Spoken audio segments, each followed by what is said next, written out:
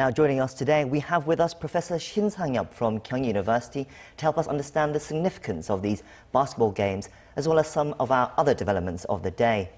Professor Shin, thank you for joining us. Thank you. Now, a large delegation of South Korean basketball players and officials have left for Pyongyang for some inter-Korean basketball games. Of course, this isn't the first time an event like this has happened, but it is the first time in about 15 years. Right. Can you explain to our viewers what is the significance of these kind of basketball events? Well, first of all, it is the restart of the inter-Korean sports events. Well, as you mentioned very briefly, last event was, in about 15 years ago. And then by sending a large-sized delegation to North Korea, definitely it means the restart of the inter-Korean sports events. Secondly, I think this is quite interesting, very important.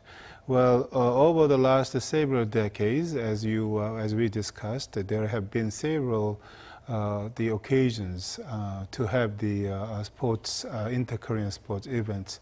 But when we sent our delegation, we used the commercial airplanes or detour.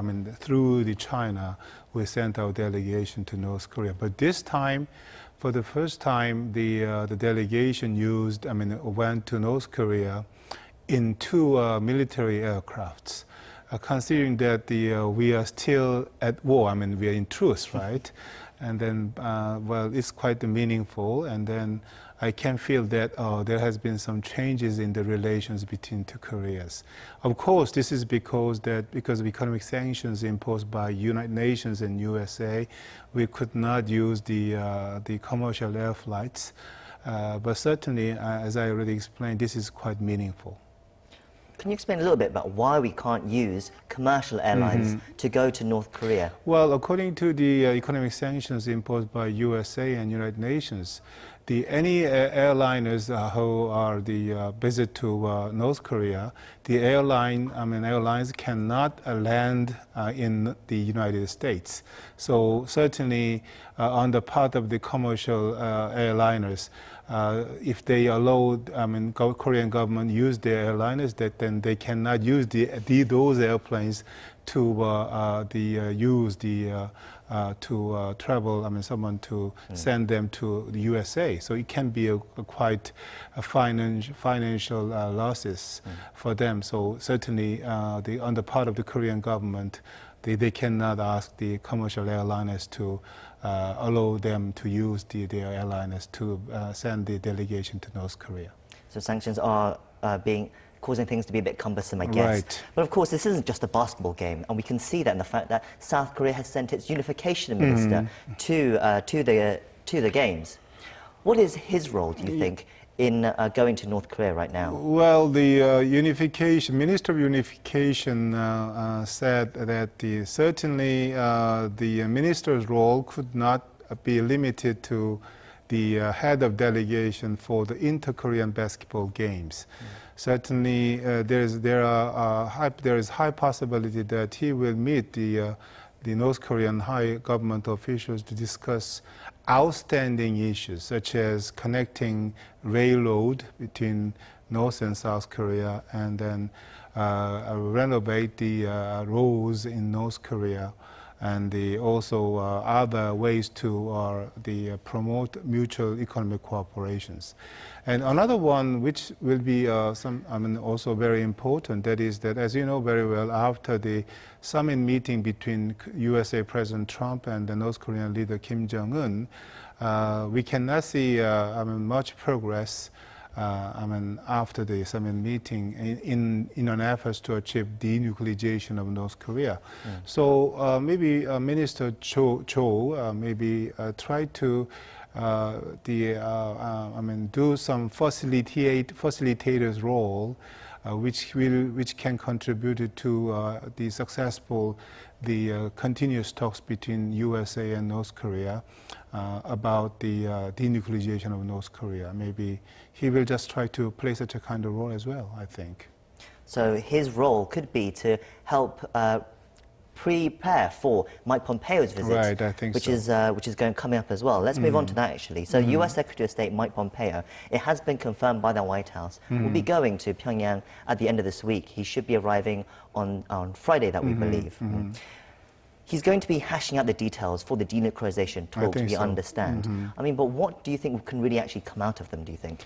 Well, you know, the USA government, the very recently National Security Advisor Bolton emphasized that the North Korea should disclose fully about biological and chemical weapons and nuclear weapon programs and even intercontinental ballistic missile sites. The USA want to know about all these things, which North Korea seems to reluctant to show all of them to USA. But certainly USA has emphasized that the disclosure of all these things seems to be very important, or it can be a first step to further talks between two countries.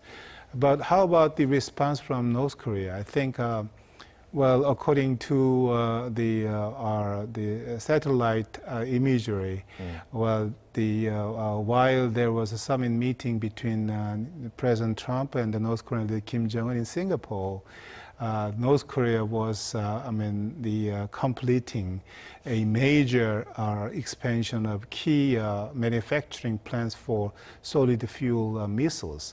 And besides this one, there have been a few reports that North Korea does not seem to have intent to give up the nuclear weapon programs. So we have to wait and see, what kind of the outcomes there will be at the meeting between Pompeo and his counterpart, North Korean counterpart. But certainly, what is certain is that without productive outcomes at this context, I think it will be very difficult for us to see the continuous negotiation, second round of the summit meeting between USA President Trump and North Korean leader Kim Jong-un. I mean, it is interesting. I mean, Kim Jong-un, despite his meeting with President Trump, there's so far no sign that he's given any orders for his subordinates to slow down nuclear production, nuclear weapons production, right? And there's even now reports from media outlets. It's quite interesting. So CNN is reporting, they're quoting Defense Department officials saying Kim Jong-un has no intention of denuclearizing. The New York Times are also quoting some US officials saying the amount of weapons-grade uranium is very high and they could be hiding it. It can't be a coincidence, you think, that the US media are quoting US defense officials at this time about the North Korean nuclear program and saying that they can't be trusted. Are they perhaps trying to send a message to North Korea before Pompeo goes for these talks? I think so. I think so. You know, well, as I already explained, the USA government made it clear what they expect from North Korea to achieve the denuclearization of North Korea. But not yet, nothing new or not much progress made by the North Korean government. So one of the ways to produce very productive outcomes at the forthcoming meeting between Pompeo and his North Korean counterpart, definitely by giving us some pressure, or in other words, by sending a clear message of what USA expected from North Korea, definitely it can be very helpful for USA government to produce very fruitful outcomes at the meeting between Pompeo and his counterpart. So we can say that, yes, that is one of the ways which can be used by the USA government to persuade or to force US and North Korean government to change their stance toward the denuclearization of North Korea. Earlier, you mentioned that there wouldn't be a second Trump-Kim summit if North Korea doesn't take steps towards denuclearization. But there are reports coming out today that there are plans for a second summit between President Trump and North Korean leader Kim Jong-un, and that would be in New York in September to coincide with the UN General Assembly. Now, that would be quite a sight. Kim Jong-un speaking at the UN General Assembly. Do you think it could happen? Well, it is totally depending on the North Korean the responses to the American asking. I mean, as I already explained, that the USA government has made it clear that North Korea should take some follow-up actions, which they promised at the summit meeting with the, between two countries. But not yet. We cannot see any clear messages or responses from North Korea. So, in other words, if North Korean government shows, if they show that they will give up their nuclear programs, including intercontinental ballistic missiles, definitely there will be the second round of the summit meeting between two countries. Well, it doesn't matter when and where. Certainly in New York, September will be appropriate time for us to see the second round of summit meeting between two countries. So let me say again that totally depending on the responses of North Korea. In other words, that North Korea is sitting the driver's seat in dealing with this issue, the denuclearization issue of North Korea. I reiterate, I think that would be quite a sight if we do see him at the UN General Assembly. But just before we go, let me move on to things that are happening on with North Korea and China a little bit. So a senior North Korean official in charge of economic affairs, Kubontae, is in China right now to discuss economic cooperation, it seems. How should we see this increase in activity between China and North Korea on the economic cooperation front? I mean, is it concerning to you? Yes, before having the summit meeting with the United States, the North Korean leader Kim Jong-un visited to China to meet the Xi Jinping. And then we could understand that those are action, in an effort to increase the leverage at the summit meeting with Mr. Trump. And then it was reported that at the summit meeting with the Chinese President Xi Jinping, both leaders reconfirmed the traditional relations between two countries, and also they discussed how to promote the economic relations between two countries. In this context, North Korea actually asked China to lift or change at least economic sanctions imposed by the USA and United Nations against North Korea. China has taken the same step to USA and United Nations and global community in economic sanctions against North Korea. But the North Korea, they asked China, please start to change the economic sanctions against North Korea. They asked China to take the initiatives. This is one aspect of the factor we have. But the another aspect is that, we have to think about the economic relations between USA and United States. USA and China. Very recently there were trade wars between two countries, right? USA government decided to impose 25% tariffs on the Chinese products, and then Chinese government also made it clear that they will take retaliatory action against the American such a kind of protective import policy.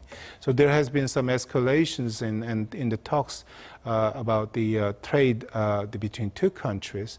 Certainly, USA is a very important trading partner for China. Of course, China is a very important trading partner for USA, but there is we have to think about relative weight. For China, USA seems to be more important trade partner than the importance of China to the USA economy.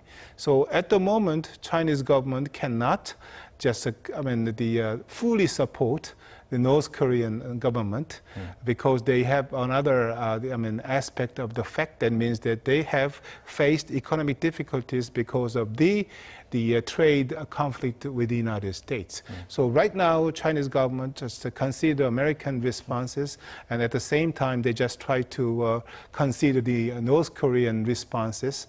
So they just play the game together at the same time, but we have to wait and see. But what is certain is that the U.S.